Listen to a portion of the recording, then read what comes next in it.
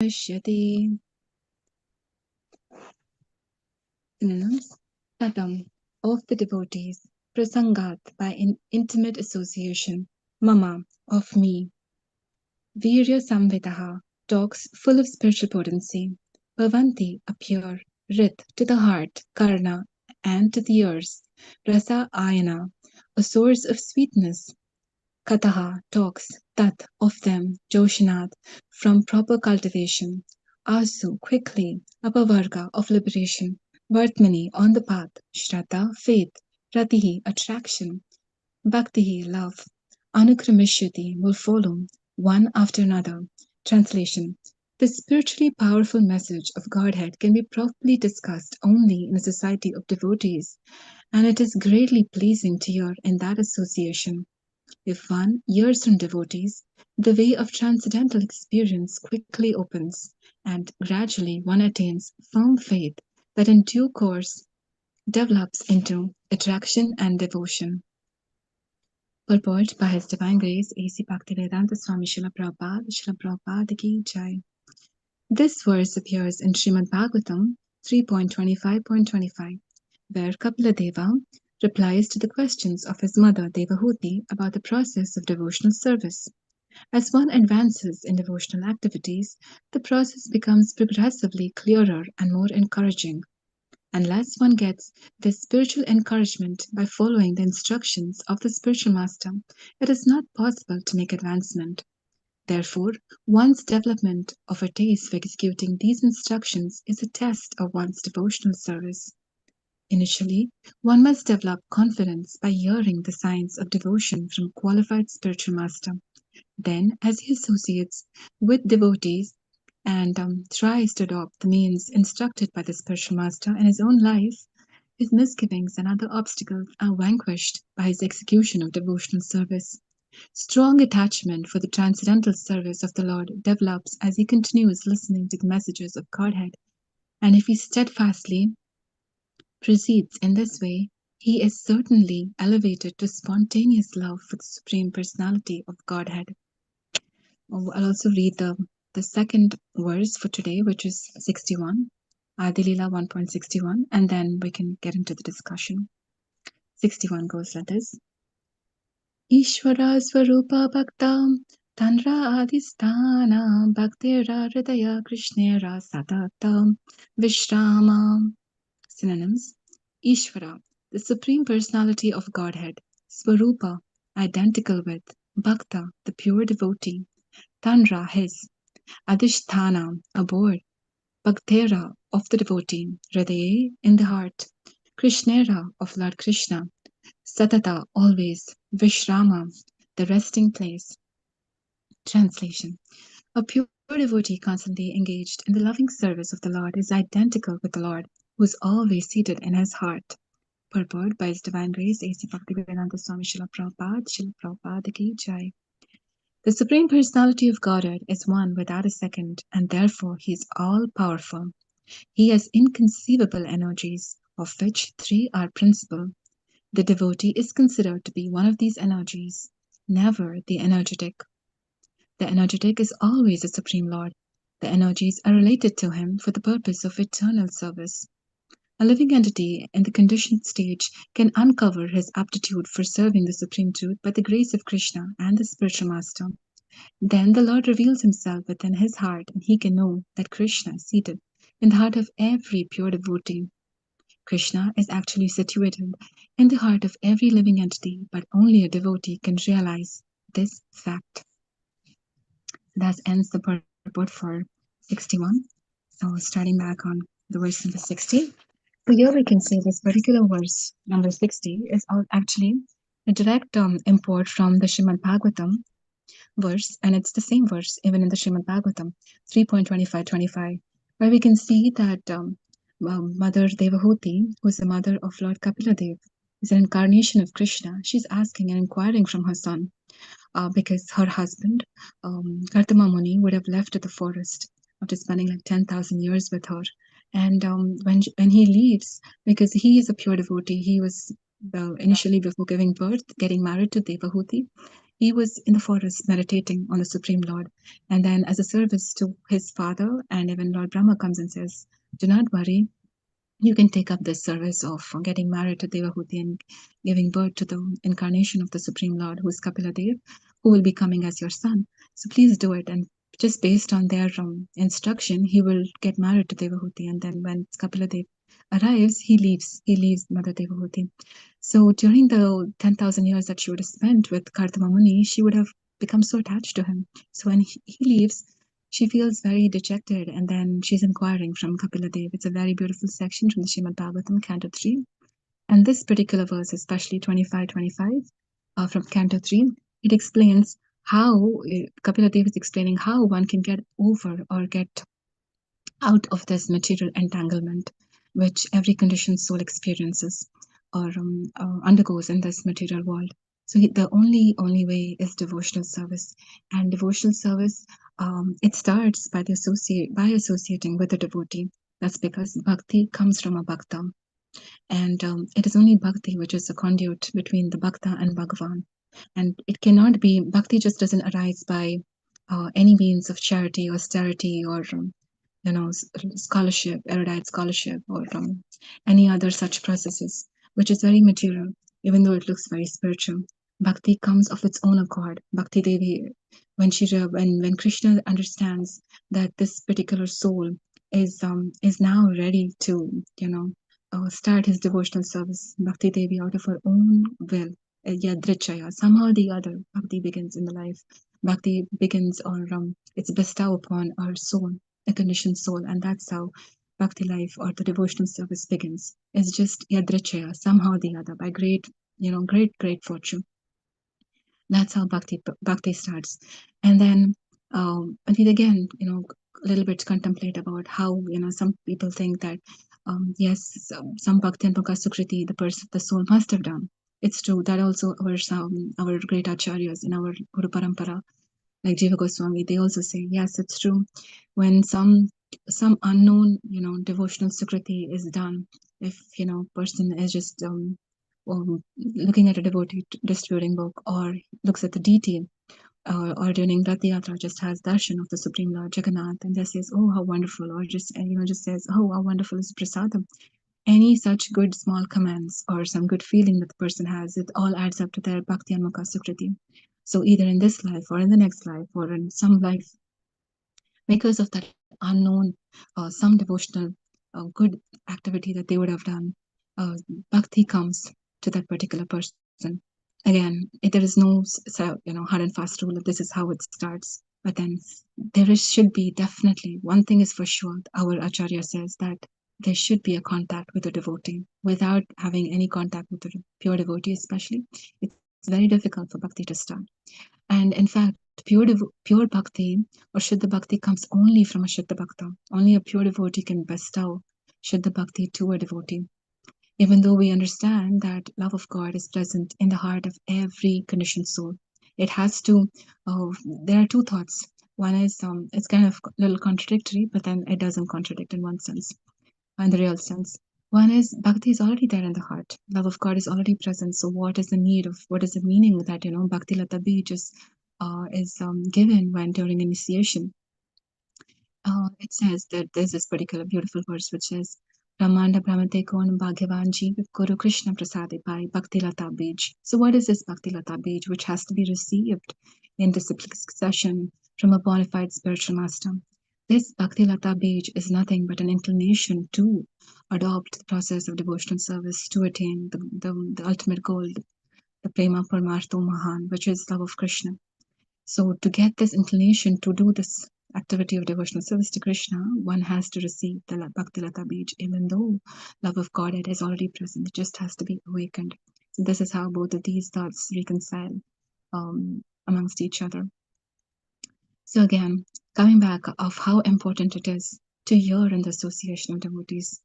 So unless we have come in contact with devotees, bhakti would not even be starting. So next, what happens is, now the sadhu sangha comes. The previous verse we were talking, I think Gokul Priya Mataji very nicely was explaining of how one needs to avoid, unwanted materialistic association, which gives only materialistic ideas. Sangha sanjayate kama. So then all our desires or kama arises by the association of the people that we keep. So when we are associating with devotees, we will do exactly what devotees do. So when from Shraddha comes Sadhu Sangha, and then from Sadhu Sangha comes Bhajana Kriya, where we are following and doing activities that the devotees are doing. That's very natural. So that's the reason why we need to always be in the association and society of devotees. And in this verse particularly, it says, the spiritually powerful message of Krishna can be only understood and relished in the association of devotees. The same Krishna Katha, when we are speaking or when we are, trying to discuss with non-devotees, there is no, the same relish is not present and the same exchange doesn't happen. That's why the association should also be Sajatiya. Sajatiya is the same type. Not, we cannot discuss the same Krishna Katha with Mayavatis or impersonalists or people who think that the Supreme Lord is impersonal, a very impersonal form. Prabhupada in the purport also very strongly says, many people have this very impersonalistic approach of Krishna. They can relate to God as impersonal, but then unless they come to this personal understanding that Krishna is a person, the absolute truth, Krishna is a person, bhakti doesn't even begin, because bhakti is only, or the love and devotion can only be expressed towards a person, and Krishna is a person. This whole process of devotional service is very organic, it's very intimate, and it's very personal. So when we are associating with in devotees association, when we're discussing Krishna Katha, what happens is the anarthas which are present in the heart. The next stage is anartha-nivritti, of course. In the process of the development of prema, from Shraddha to prema, the next step is anartha-nivritti, where all the unwanted things which is present in the heart gets gradually effaced, and then the purity is restored again.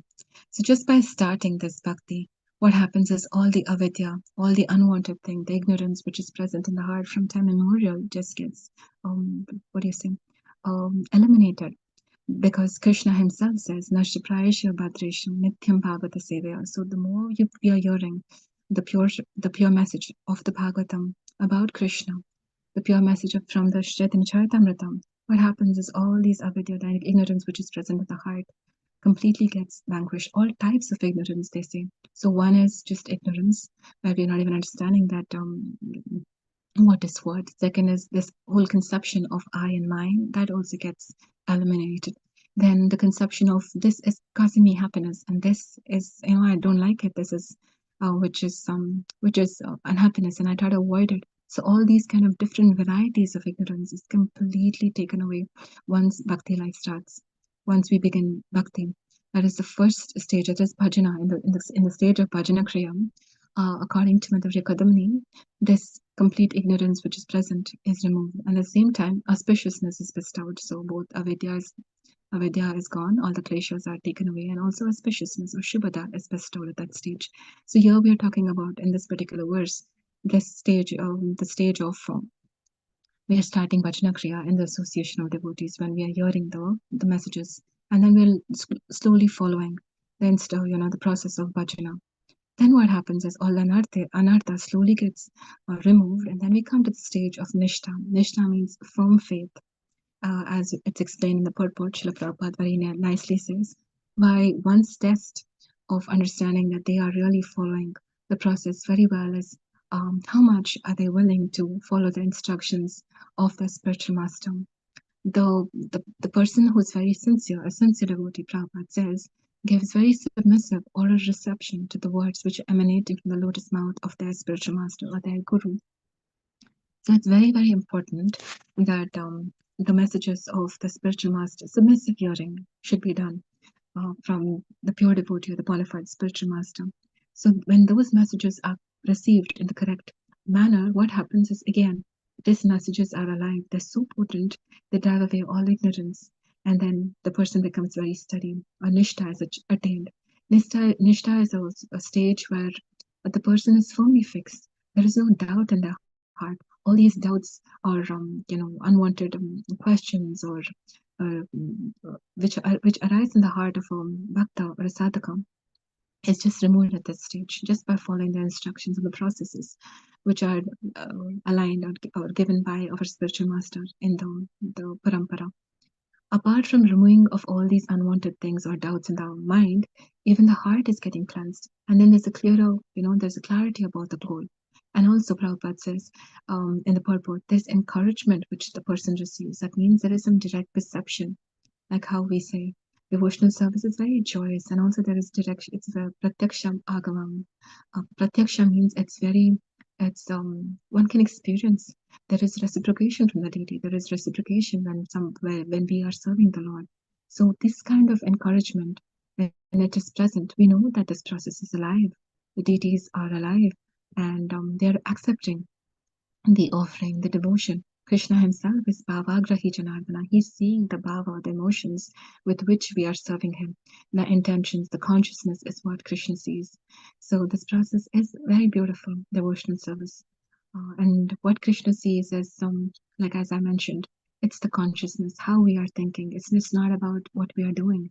It's not, the ability to give eloquent speeches or the ability to recite verses or the ability to do austerities, a lot of charity, a lot of great good, service to the mankind. It's not all of these but things which attract Krishna.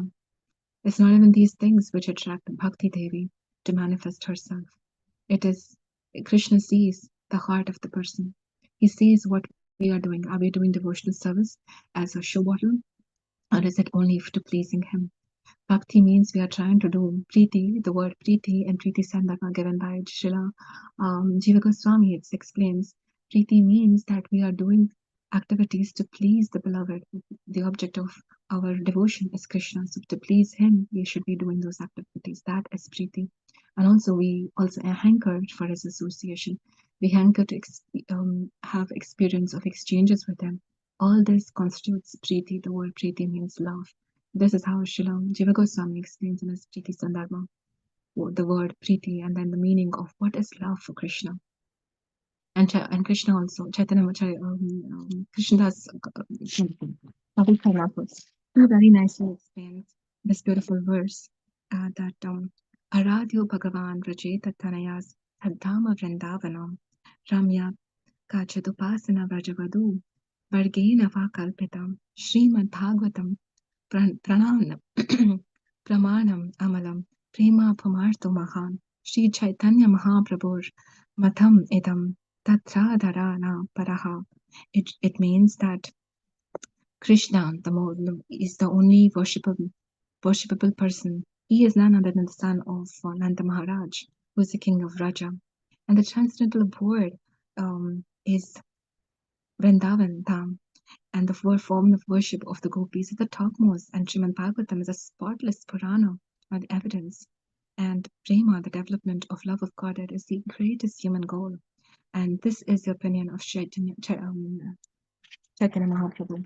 So Chaitanya Mahaprabhu's teaching is no different from that which is present in the Srimad Bhagavatam. Bhagavatam teaching is nothing but Chaitanya Mahaprabhu's teaching. So they both align with each other. So in this particular verse, it explains of how the greatest goal of human being is to develop his innate love for Krishna.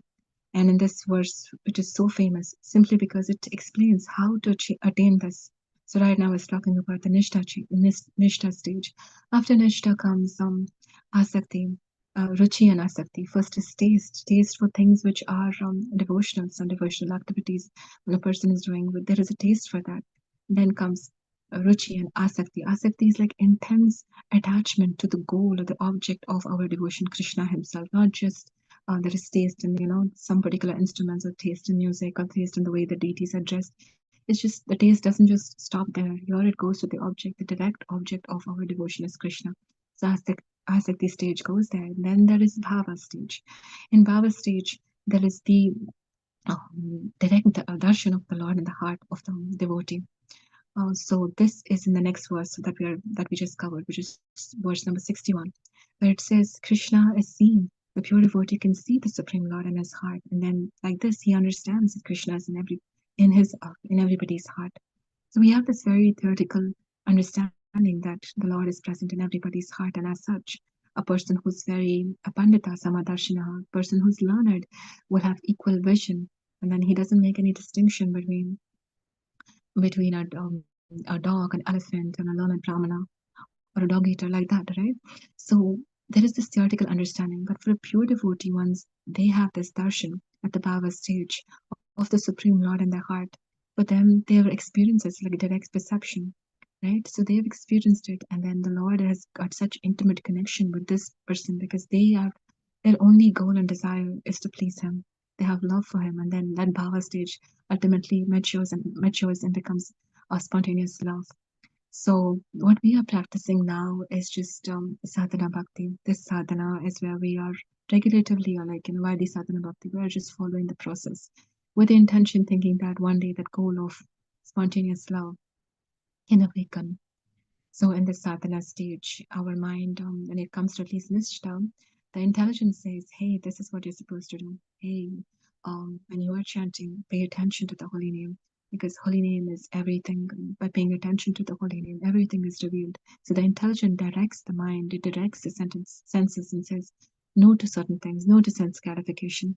So instead of like the mind just becoming going into different branches like Bahushaka, Anantascha. So instead of becoming Bahushaka, being multi-branched, and then instead of that, what happens is the intelligence brings it and says, Vyavasayatmika buddhihi ekeha kurunandanam. That means one pointed attention to the following the instructions of the spiritual master. That happens. Why? Because it's the mind, the intelligence, it is directing the mind and saying no to sense gratification. So this stage is happening at Nishta stage. This is how the intelligence works. But then a person who's come to the stage of bhava, the intelligence is no more operative at this stage. It's very spontaneous, where the heart and the emotions just take over the person, and then automatically they're thinking about Krishna. So this automatic, what do you say, arousal of bhakti to that stage happens again by the mercy of Guru and Krishna. It's only by Guru and Krishna's mercy can a person come to the stage. And our entire Gaudiya Vaishnava philosophy is to attain Raja Bhakti. And again, to attain that, one needs to follow the footsteps of a Raganaga Bhakta. And of course, in our stage also, we are following Srila Rupa Goswami, so we are Rupanagas. We are following a perfected soul. All our acharyas, all our Shad Goswamis, they all have Rajvasis in their Manjari forms, worshipping the Supreme Lord, the divine Radha, the divine couple Radha Shyam Sundara in Vrindavan Dham. So we are following in their step. There will be, but the stage to follow Raganaga Bhakti comes at the stage of Nishta. One gets the eligibility to perform Raganaga Bhakti, where you actually follow in the footsteps of the Raganaga devotees. So, since these two verses are dealing with how this Bhakti Lata creeper just goes on and then ultimately comes to the stage of love of God, the Madhurita Katamani also explains these different stages. So they both are kind of, what do you say, correlate, and that's the reason why I'm just going a little bit into the different stages and how it actually correlates to these two verses today.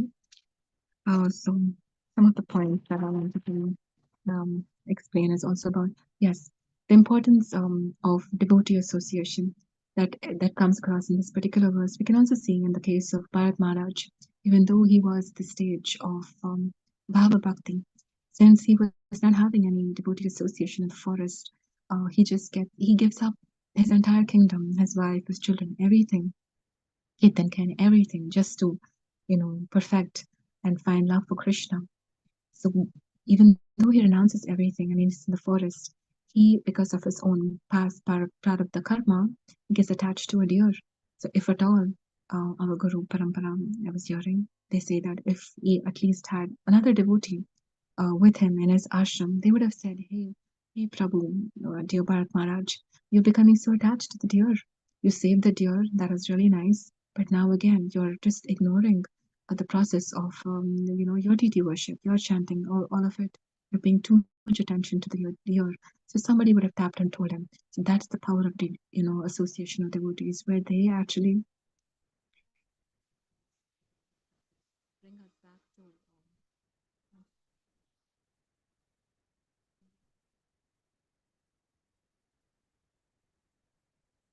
Mataji, we don't hear you. yeah. Sorry, there was a call, I think. So I was just trying to say that I'm in a class.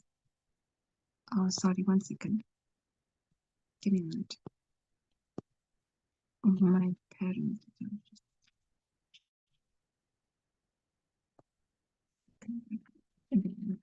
No, no, I just turned on it. Now, can you hear me? Hare Krishna. Yes, Mataji. Now you can hear me, right? Yeah. Sorry. That was my dad, my father. I'm really sorry about that. Right. So, if at all he had an association of another devotee, definitely they would have just, brought him back to the path and just, reminded him. And that's the reason why we need to have this Sajatiya Sangha for people who are of our same type. When we associate with them, they help us and remind us, and they direct us toward back to the goal. The goal is Krishna Prema. The goal is to please Krishna. So they will always keep reminding us, and that's the reason why we need to be in the warmth of devotee association. If we kind of think that we are very elevated and then we kind of move away and just think that solitude, we can do bhakti in solitude, that doesn't work. We can see that in the case of Bharat Maharaj. Of course, Bharat Maharaj, it was Krishna's way of instructing people, the other conditioned souls, which are all the conditioned souls which are present in the world today, through the story of Bharat Maharaj. So that's the reason why it happened. So for great souls, sometimes when they face calamities like this, it's just to teach all the rest of the world, and they're just used as an instrument by the hands of Krishna. And one more nice point, which we can again discuss at this point regarding Bharat Maharaj's or the trouble that the devotee goes through is when a person is doing sadhana bhakti, all the kleshas, the material anxieties, is all vanquished, and it's a beginning of all auspiciousness. Yet we can say that when the person is doing devotional service, there will be some obstacles. What is that? So this is for a person who has still not reached the stage of pure devotion. The obstacles which ordinary sadhaka faces, this is because of the own aparads that they are making. They are making aparads and they're getting reactions to it. And Krishna sanctions those particular reactions so that they just again change their consciousness or refine their consciousness. So we need to understand once a person, not let sometimes you might have this question, oh, yes, people are doing devotional service very nicely, but why there is so much of problem? There is health problem, there is some relationship problem, there is many other problems which keep cropping up. Why is it? The reason is, again, there's some of the prarabdha karma, everything is vanquished when devotional service starts. But then they are making anarthas, sorry, they're making offenses, apparats, and that's the reason why they're still experiencing it. Prabhupada says all these difficulties that the person faces, in the mind there are doubts, but then the other difficulties which comes across as these situations can all be kicked completely with one kick of mind. I will do this, Prabhupada says, but if you surrender properly and then follow my instructions. So this is Prabhupada's promise. So if we follow the feet of Srila Prabhupada and then follow his instructions correctly the way he has given and delineated in his books, then definitely all obstacles will be taken care of, and we can practice devotional service in a smooth way, so that we can attain Krishna. And this is the promise of the pure devotee. Again, um, so this the other point that I would like to say at this point is how again back to Godhead is also, it's a matter of consciousness. It's just not all about that the person needs to be in the physical space of in Vaikuntha or in Goloka. That means back to Godhead. Back to Godhead can also be achieved here in the form of consciousness. So when we are able to do service to the Supreme Lord to please Him, that consciousness, or that means that back to Godhead, or the person is liberated. That kind of state can be attained even here. And this is also something Prabhupada and our Guru Varga very nicely explains, that back to Godhead, or the state of liberation, is a state of consciousness. Of course, going back to Vaikuntha or Goloka is also back to Godhead, but here also they are liberated souls. What does it mean? It means that they have attained that particular consciousness, and that can be attained by each one of us, and that is Prabhupada's goal, and that is his ambition. That is what he wants all of us to attain. And the more we are hearing these particular scriptures, what happens in the association of devotees is knowledge is in, the intelligence is very much sharpened by associating and reading the scriptures. When the intelligence is sharpened, it directs both the mind as well as the senses. And then those who are intelligent can direct the Brahmana class. Prabhupada says that we need a society of Brahmanas who can direct the other sections. So his other half part of his, what do you say, work or ambition of Srila Prabhupada was he wanted to establish Varnashram, Dai Varnashram in the current society in ISKCON, but that was something which he could not complete. So his ambition was that he desired that Brahmana class is nicely established and Brahmanas read scriptures and then they propagate this divine culture because it is the Brahmanas who can direct all the other sections. So the more we are hearing, and the more we are studying, we are making Prabhupada's dream come true. And also regarding the hearing aspect, the sense of hearing is one of the first to develop because a child in the womb, one of the first senses is the sense of hearing. At the 6 months, the child is able to hear all the sound, and only when it comes out can it see, hear, smell, everything else, touch. All the other senses, all the five senses are activated, but hearing starts in the womb. And even when a person is dying, the last sense to leave is hearing. And that's why when somebody is leaving the body, they're usually chanting, hoping that sometimes they cannot see at that time, they can't smell, they can't taste, but then they can still hear. And of course, the soul, the senses of the soul, it's still able to hear the holy name. And that's why we chant and the holy names, or we put Srila Prabhupada's recording when the person is leaving the body. So it's very, very important, the sense of hearing. And hearing what is the next question? And hearing from whom is the next question?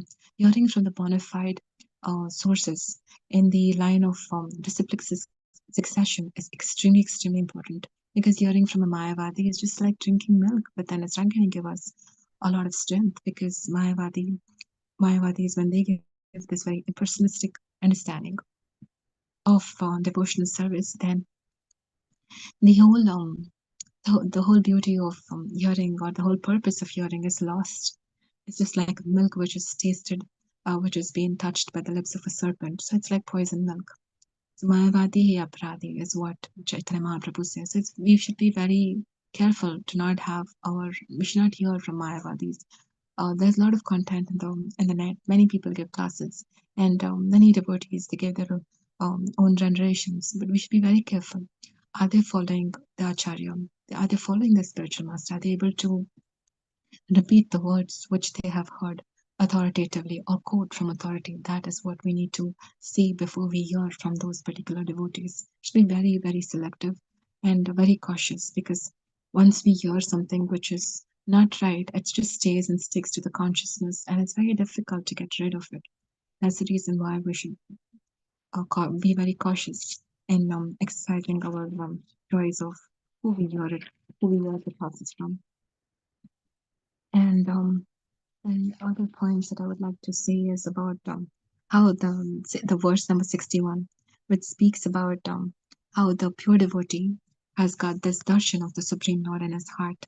Right? In this particular purport, Prabhupada also was explaining that there are three different energies, and devotee is also one of the types of energies. So basically, so Krishna has three different energies, which is like internal energy, external energy, and marginal energy.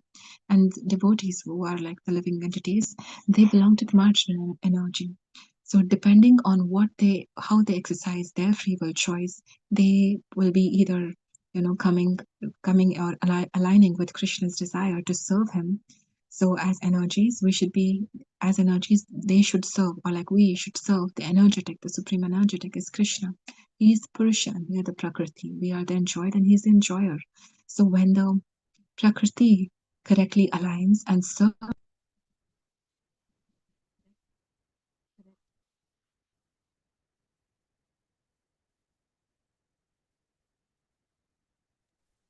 Mataji, again, no voice. I don't know why.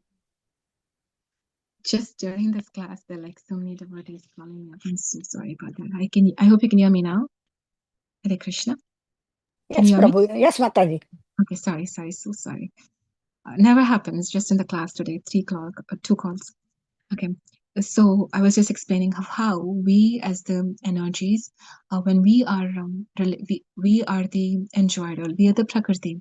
When the prakriti is being enjoyed by the purusha, the supreme lord Krishna, then that's perfect. It's a perfect arrangement because there is correct correct balance. This is how it was meant. The energy is supposed to serve the energetic, and that particular service or is the eternal service of devotional service. So this can be understood and this can be done by the conditioned soul. That's a perfect relationship. And we have to, again, the whole idea is to revive this lost relationship with Krishna. The whole purpose of our sadhana, the whole purpose of our devotional service is to revive this eternal relationship that which we have forgotten with Krishna. We're trying to find happiness here, which just keeps eluding us. It does not, we can never ever find it because it doesn't exist here. So once we understand this particular, come to this understanding, Srila Bhaktisiddhanta Saraswati Thakur Maharaj says, half the battle in devotional service is, won when a conditioned soul understands that there is no happiness over here. 50% of the problems is over. So we should come to that point. In fact, as I mentioned earlier in the discussion, an entire avidya is completely done, or like, what do you say, removed once sadhana bhakti starts. The avidya is removed, all types of avidyas. That means even avidya, there are five types of avidya. One of it is trying to find happiness over here, or trying to have, trying to not have, what do you say, avoiding things which doesn't please us. So both of this also comes under avidya. I like something, I don't like something, raga dvesha. So these things also are, it also constitutes avidya because we have certain vasanas or like, kind of impressions from our previous life which we are carrying over. And these propensities allow us to keep on sinning. So this is the kind of, a prarabdha karma as like a huge warehouse of all the reactions that we've had. Then we have this kuta. Kuta is where this propensity to do these sinful activities is still present. It's a vasana or like a kind of air, like a, what do you say, kind of an impression that we are carrying with our soul. Because the subtle body has both the mind, intelligence, and false ego, and the mind of the subtle body carries all these vasanas from all our previous lives. So this is all present over there. Unless we do devotional service, all these vasanas or all these dirty sinful activities, the propensity to do these dirty sinful activities will not be vanquished. It has to happen unless it's completely cleared. How can the subtle body be dissolved, thrown away or dissolved? It has this, our subtle body has to be given up when we become qualified to go back to Krishna. When we get when we come to the stage of pure bhakti or loving Krishna purely with all of our heart and soul. To come to that stage, the subtle body has to be vanquished, and that will happen only if when we get purified. The only way to get purified is to your and in the association of pure devotees, like how verse number 60 says. It is very, very important. Everything begins with hearing from the right persons, right authority, bona fide spiritual master. And only in this way can our devotional service become more stronger and more stronger day by day. And that's why it's very much important. And Yoga Shastra also says when we know something is good, we need to do it every single day for a very long time. And also we need to have faith that this will actually bring us to the goal. And that's what yoga means. We should have faith. Unless that faith is there, that shraddha is there in the process of from the person that we are hearing, and also on the subject matter that we are hearing. Faith should also be there. It's also a very intrinsic part. We do not do activities just for the sake of it. That is not that doesn't really, it's almost like you're trying to cook, but then you're holding the kettle very high above the flame. Then how will the food get cooked? It should be touching the flame, and only then it's going to get warm. Same thing with our devotional activities, be it chanting, be it any of the services. We need to get our consciousness very much aligned and think about Krishna's pleasure when we are doing those activities, and only then it actually brings the real result of removing these kleshas or unwanted things comes to the position, and then we can come to the position of nishta, then slowly to bhava, and then prema, ruchi, asakti, bhava, prema. So all of this nicely comes. It's a very organic process, as I said previously. Bhakti, this devotional service, this whole bhakti lata page very beautifully unfolds It requires the association of devotees. It requires hearing all the way. An association of devotees, our Guru Parampara says that we need, even in the stage of Bhava Bhakti, we need devotee association. Even in the stage of Prema Bhakti, also we need devotees association. In fact, we can ask the question, what are we going to do when we go back ultimately when that good fortune comes, when we get to go back to Krishna? Krishna is just not all alone in Goloka. He's not all alone in Vaikuntha Loka. He's always with his associates, with his loving, intimate associates. And that's exactly what we need to try to, we need to have the same kind of attitude over here. Like I said, a sincere devotee is a person who has no envy towards others. At the same time, whatever little they know, they try to preach. And also, they have strong faith in Krishna, strong faith in the process, then they follow the process. They have strong faith in Krishna, they follow the process with all their heart and soul. They do not have any envy towards others. Nobody. And then the third one is whatever little they know, they preach. So this is a definition of what is a sincere devotee, one of the purports that Srila Prabhupada is given in Srimad Bhagavatam. So when a person is very sincere, even in the Bhagavad Gita, it says this beautiful verse where Krishna says, Tesham satata yuktanam bhajtam priti purvakam dadami buddhi yogam tam yena mam apayante. Person who follows or does devotional service with a lot of faith and devotion and love, Priti Purvakam, with a lot of love, what happens? I give them the intelligence by which they can come to me. So Krishna in the heart gives and directs this person towards devotee association, towards a bona fide spiritual master. So this is a reciprocal kind of a relationship. In every other process, be it karma yoga or like in jnana yoga or ashtanga yoga, the person is completely working and depending on their own strength. But in bhakti yoga, it's so beautiful that Krishna is there to help us.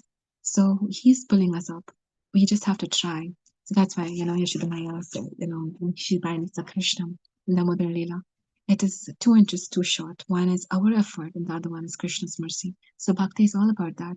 We need to put in our effort and mercy comes because Krishna is very kind. Krishna is very merciful. And then we need to have faith that yes, Krishna will help me. That faith itself is like Ashapada.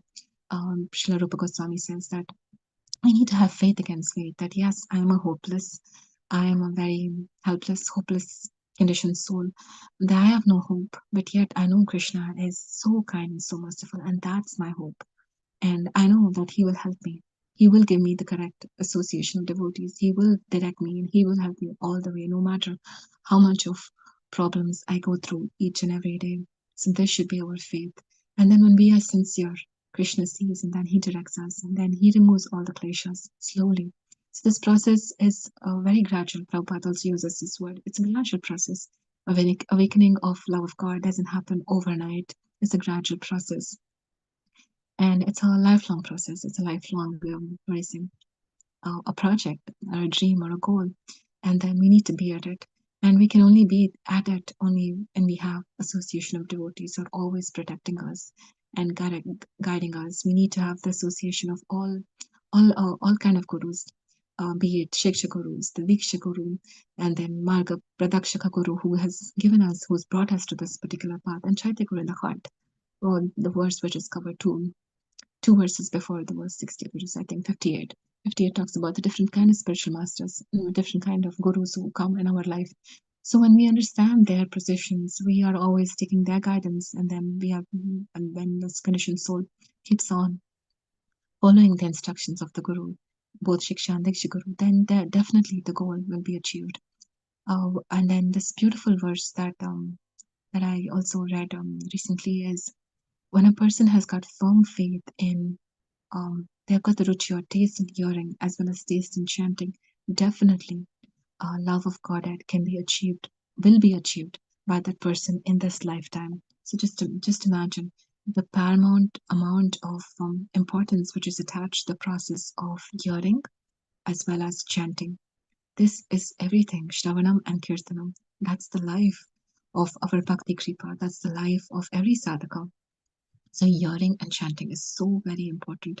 And when there is taste, when there's deep attachment to this, then love of God will surely be attained by that person in this very lifetime. So this is what our Guru, our previous Acharya says in the scriptures.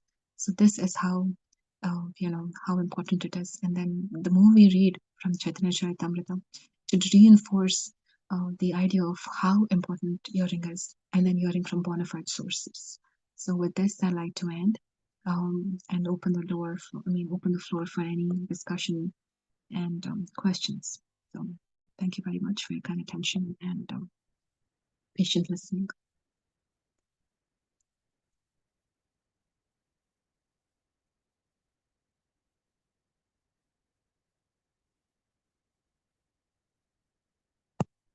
Hare Krishna devotees, you can unmute and then ask any questions if you have at this time, or any comments you would like to share.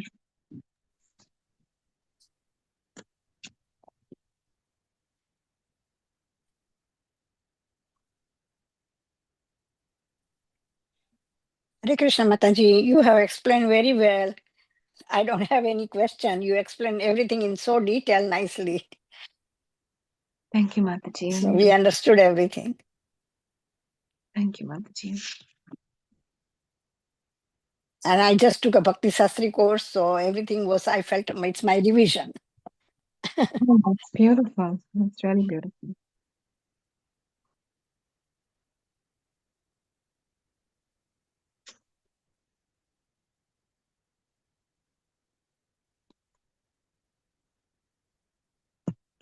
We have another few minutes. I think we'll just keep it open, and then after that, I think we can end the call.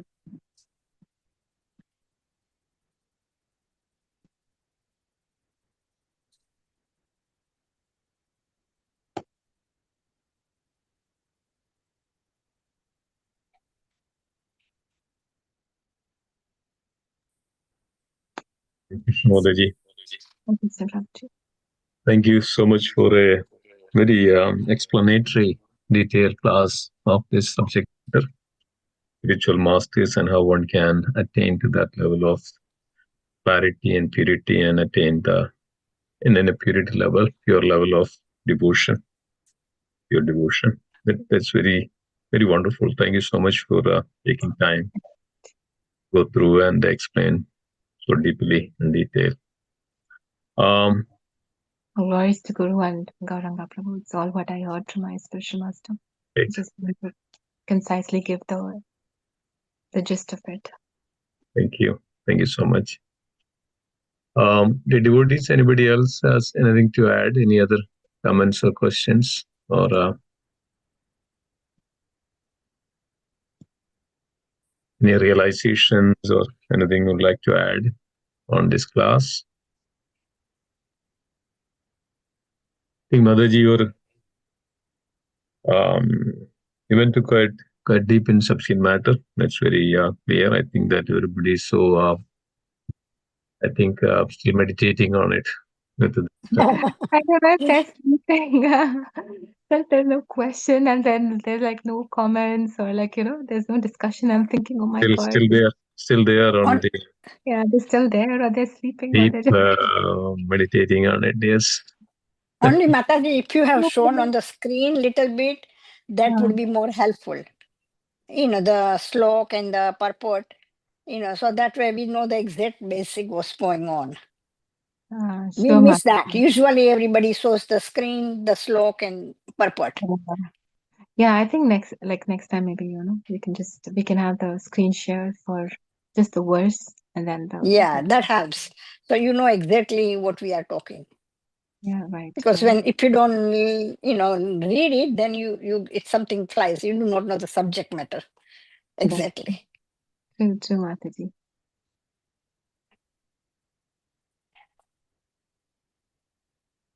Okay, Jai, thank you so much, Mataji, for a wonderful class. Thank you all the devotees for joining. I know that it's quite a kind of a vacation time for everybody. Everybody's taking it very relaxing.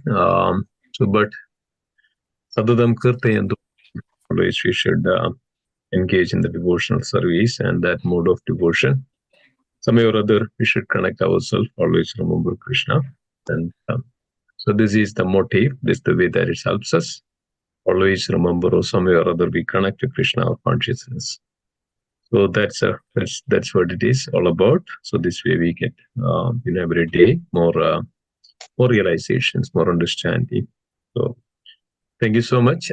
Please continue to join. Tomorrow evening we'll have class again, and Wednesday will not have class because Wednesday we have program in temple. Please join, and then we'll continue the class. Also 31st, and that's on Tuesday. That will not have any class.